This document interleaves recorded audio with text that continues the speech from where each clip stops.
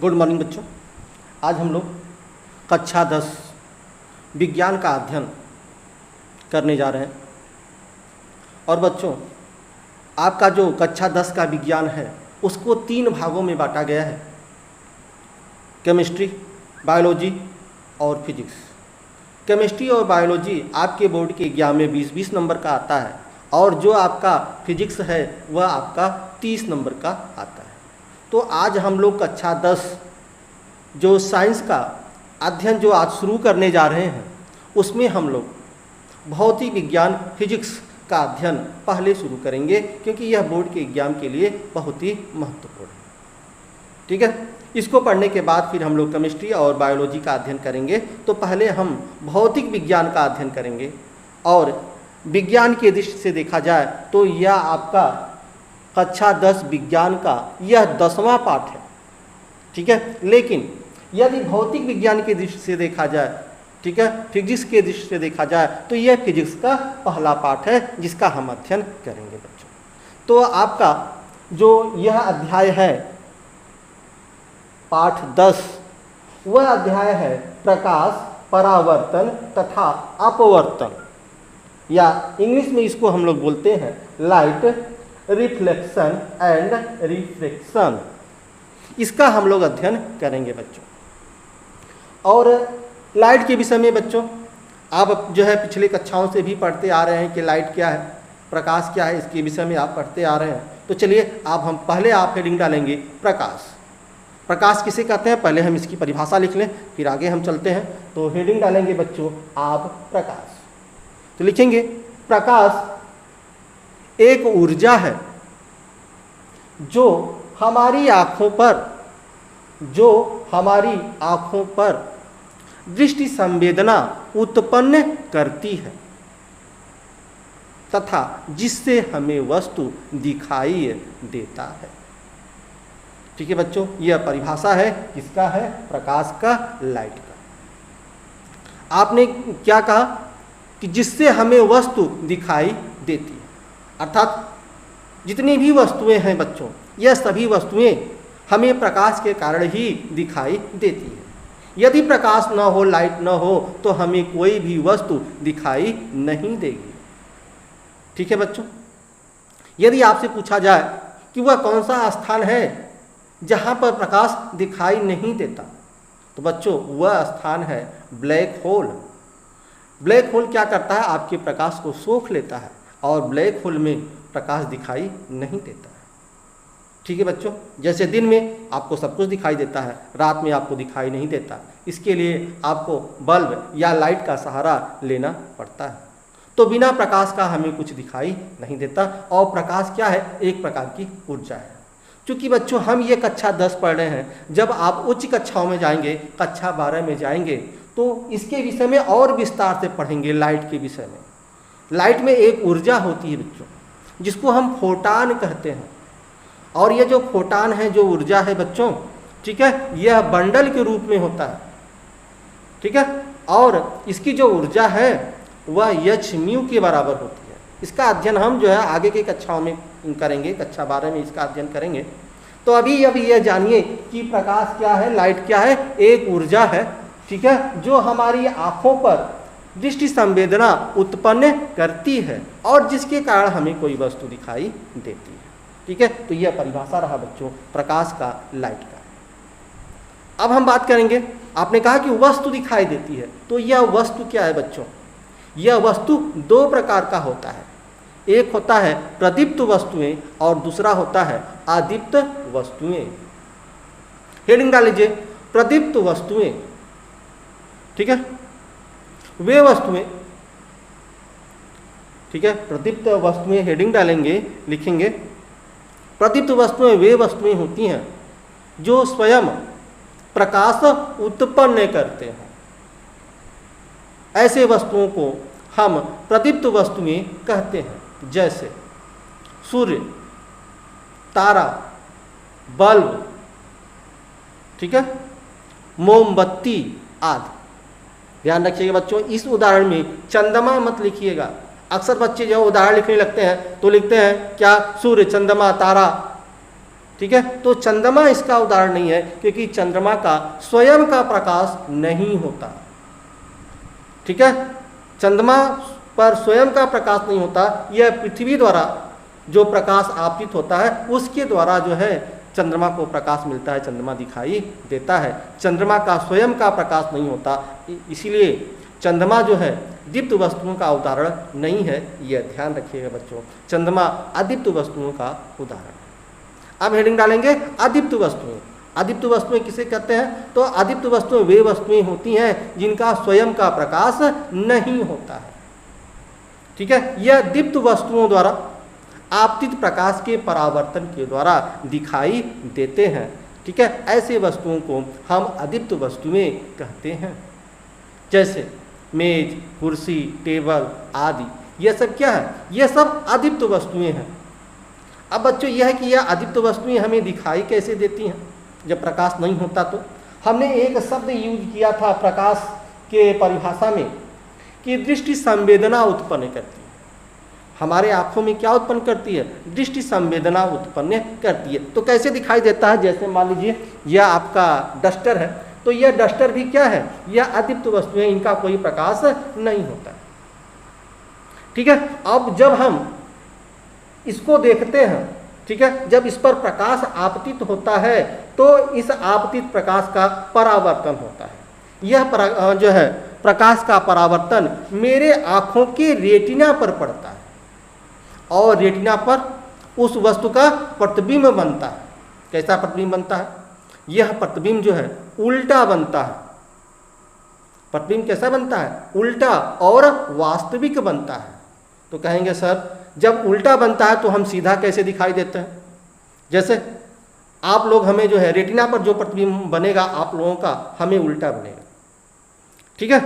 और आप लोग जो हमें देख रहे हैं, आपका जो प्रतिबिंब रेटिना पर बनेगा, मेरा जो बनेगा वह उल्टा बनेगा। तो आप लोग कहेंगे सर आप तो सीधा दिखाई दे रहे हैं, उल्टा तो दिखाई नहीं दे रहे हैं। तो बच्चों होता क्या है कि यह जो रेटिना पर हमारा प्रतिबिंब बनता है, रेटिना के विषय में अर्थात जो हम नेत्र के विषय में अगले पाठ में जो है इसी में पढ़ेंगे कि रेटिना के पास आप देखेंगे संवेदी तंत्रिकाएं होती हैं। यह संवेदी तंत्रिकाएं, ठीक है, यह सूचना मस्तिष्क को भेजता है। जो रेटिना पर प्रतिबिंब बना, इमेज बना, ठीक है, इस मैसेज को जो संवेदी तंत्रिका है वह मस्तिष्क को भेजते हैं। मस्तिष्क क्या करता है, ठीक है, इस मैसेज को जो प्रतिबिंब इनका उल्टा था उसका सीधा कर देता है और सीधा करके पुनः यह मैसेज भेज देता है और हमें वस्तु सीधा दिखाई देने लगता है, ठीक है बच्चों।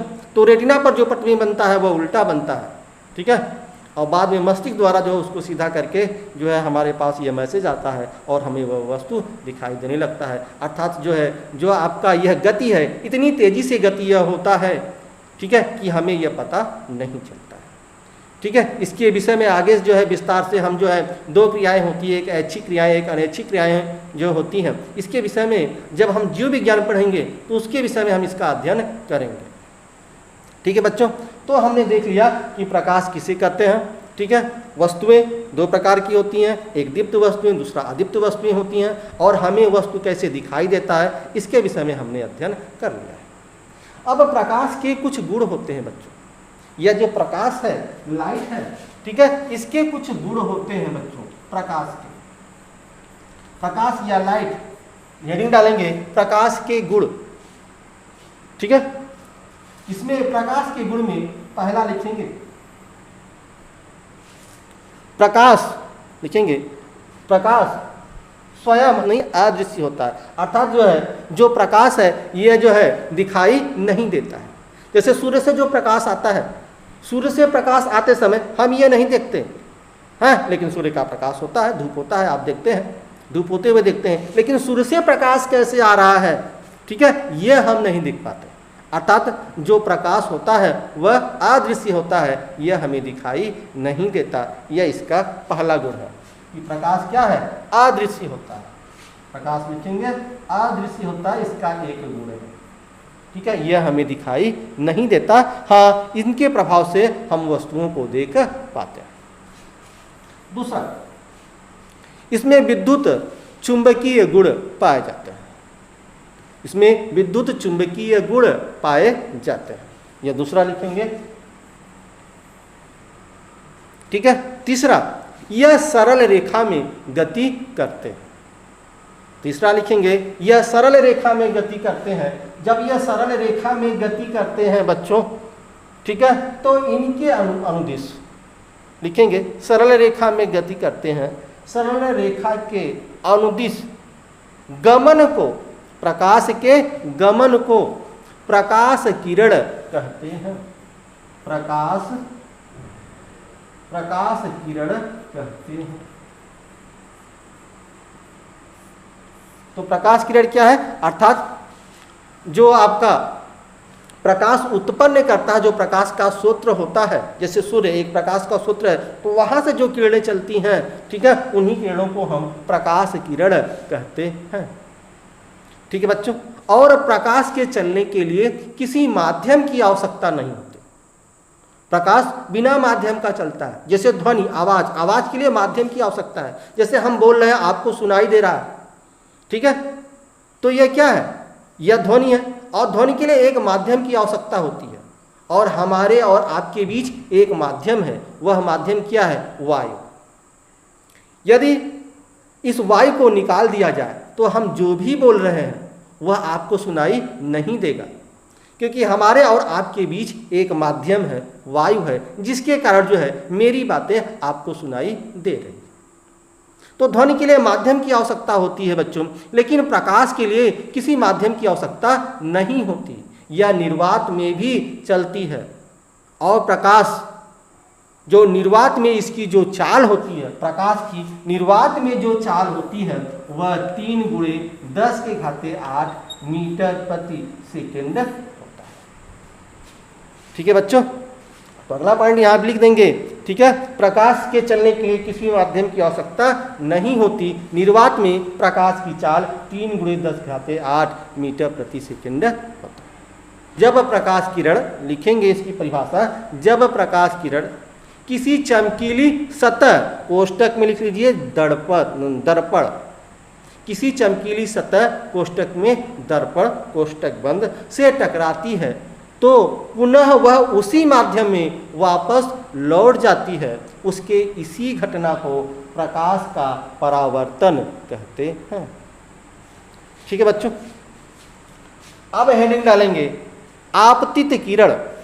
देखिए यह यहाँ पर ध्यान दीजिए, यह है आपका आपतित किरण। आपतित किरण यह बच्चों है परावर्तित किरण। परावर्तित किरण यह है बच्चों अभिलंब।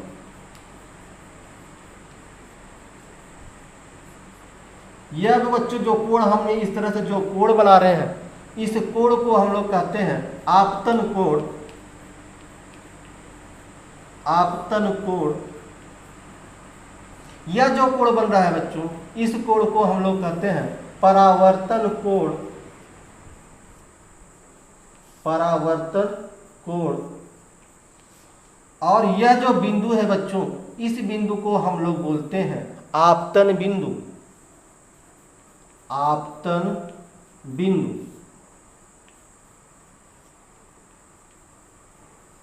आपतन बिंदु। और यह जो बच्चों है, यह जो रेखा है, ठीक है, इस रेखा को हम लोग बोलते हैं, जो इस तरह से खींचा हुआ है, इसको बोलते हैं परावर्तक पृष्ठ।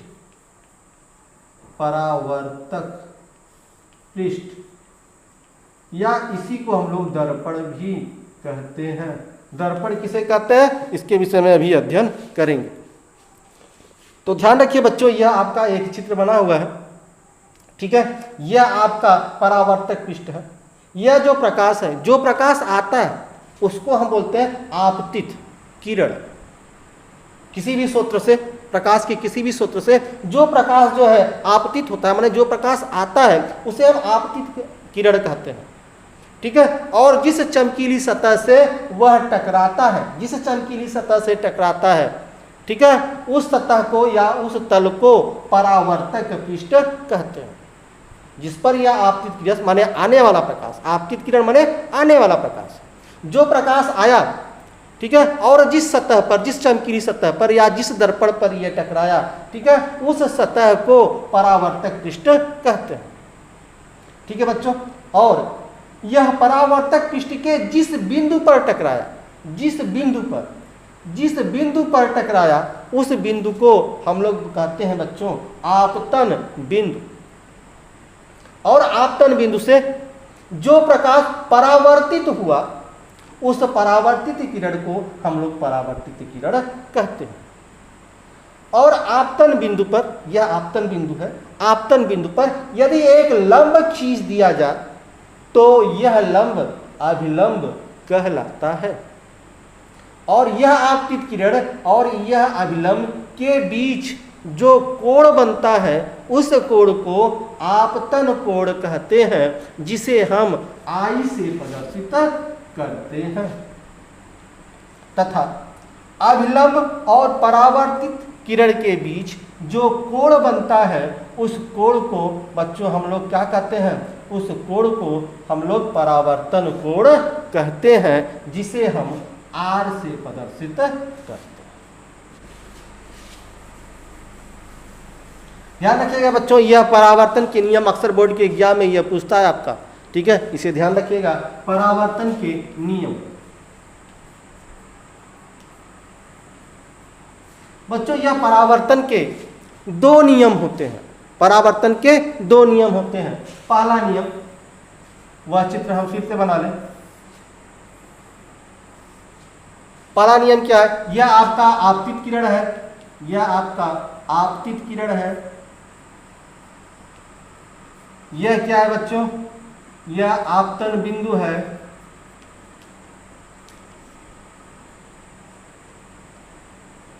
यह परावर्तित किरण है। और क्या है बच्चों, यह आपका अभिलंब। ठीक है, तो बस वही पहला नियम यही है कि यह आपतित किरण, ठीक है, आपतन बिंदु पर अभिलंब तथा परावर्तित किरण तीनों एक ही तल में स्थित होते हैं। यह पहला नियम है। देख लीजिए, यह आपका आपतित किरण है, ठीक है, यह अभिलंब है और यह परावर्तित किरण है। क्यों, क्या है, क्यों एक ही बिंदु पर, एक ही बिंदु से आपतन बिंदु पर ही यह आपतित किरण आ रहा है और इसी आपतन बिंदु से यह परावर्तित हो रहा है और इसी आपतन बिंदु पर यह अभिलंब है, लंब खींचा गया है। तो क्या एक ही तल में है। ठीक है, इसलिए यही इसका पहला नियम है कि आपतित किरण, परावर्तित किरण तथा आप जो है अभिलंब तीनों एक ही तल में स्थित होते हैं। दूसरा नियम बच्चों, दूसरा नियम यही आपतन कोण। दूसरा नियम लिखेंगे आपतन कोण, आपतन कोण आई बराबर, ठीक है, यह आपतन कोण है और यह परावर्तन कोण। आपतन कोण आई बराबर परावर्तन कोण आर, यह आपका दूसरा नियम है। ठीक है, यही दूसरा नियम बच्चों कि यह जो आपतन कोण है, यह आपतन कोण बराबर यह परावर्तन कोण के, अर्थात जितने अंश का कोण यह बनेगा उतने अंश का कोण यह भी बनेगा। यदि यह 60 अंश का कोण बना के प्रकाश जो है आपतित हो रहा है, तो 60 अंश का कोण बना के ही यह प्रकाश परावर्तित होगा। यह दोनों कोण क्या होंगे, यह दोनों कोण बराबर होंगे। ठीक है बच्चों, तो यह इनके दो नियम रहे, ध्यान रखिएगा इसको।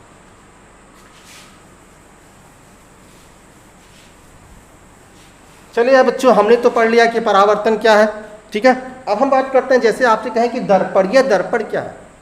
ठीक है, हमने कहा कि परावर्तक पृष्ठ, या इसी को लिख लीजिए दर्पण। तो यह दर्पण क्या है, मिरर क्या है।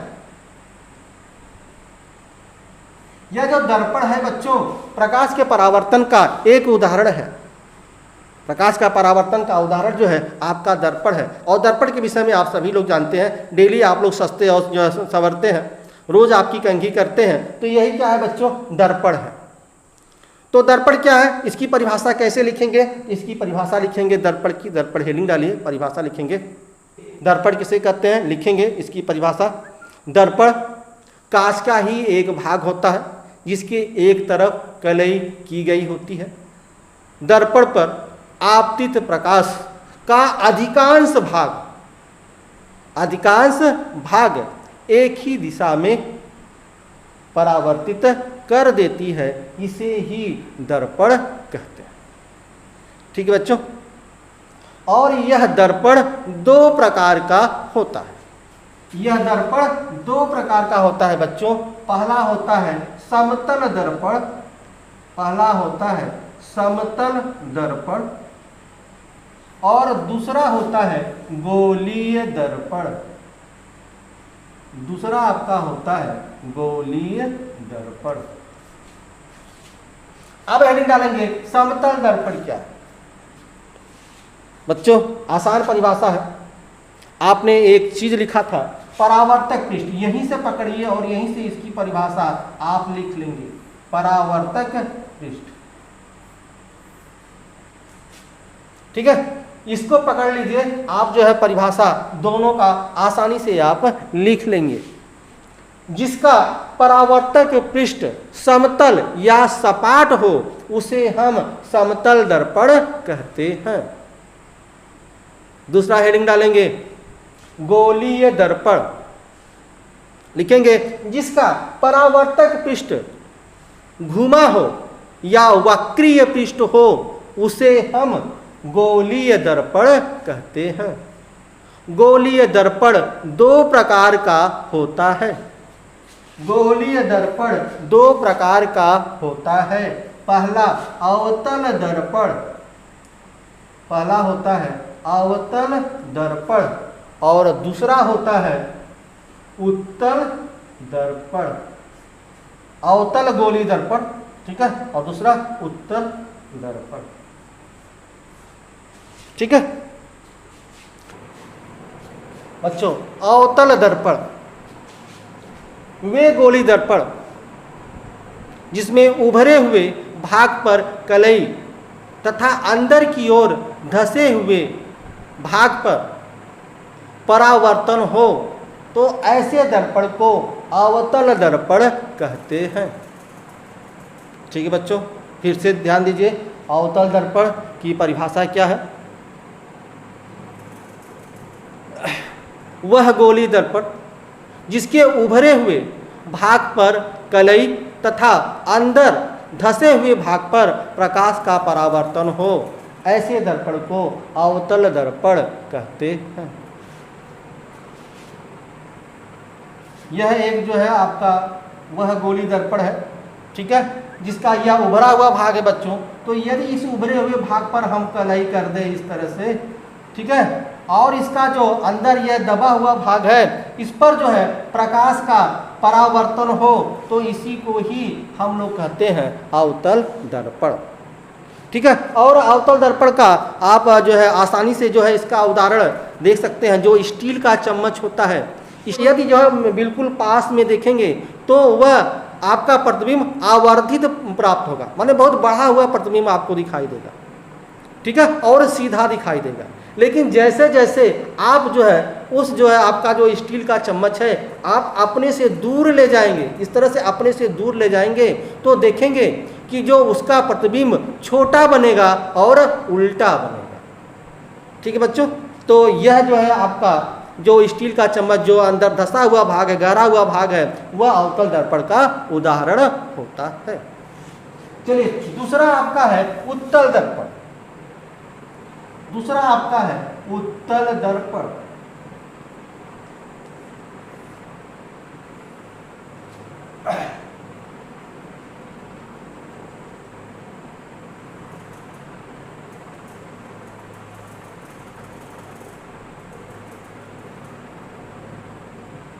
यह उदाहरण है बच्चों, ठीक है, यह चित्र है आपका उत्तल दर्पण का। तो उत्तल दर्पण किसे कहते हैं, ठीक है, वह गोलीय दर्पण जिसके अंदर धसे हुए भाग पर कलई की गई हो तथा उभरे भाग पर प्रकाश का परावर्तन हो, ऐसे दर्पण को उत्तल दर्पण कहते हैं। यह इसका उदाहरण, यह इसका चित्र है, ठीक है। और इसका उदाहरण जो स्टील का चम्मच है, अगर उसको उलट दिया जाए तो आपका उत्तल दर्पण का यह उदाहरण हो जाता है। जैसे ही आप जो है उस उभरे हुए जो है स्टील के चम्मच को आप देखते हैं तो वह कैसा दिखाई देता है, वह सीधा दिखाई देता है, ठीक है, और जो आपका जो आकार है उसी आकार का दिखाई देता है।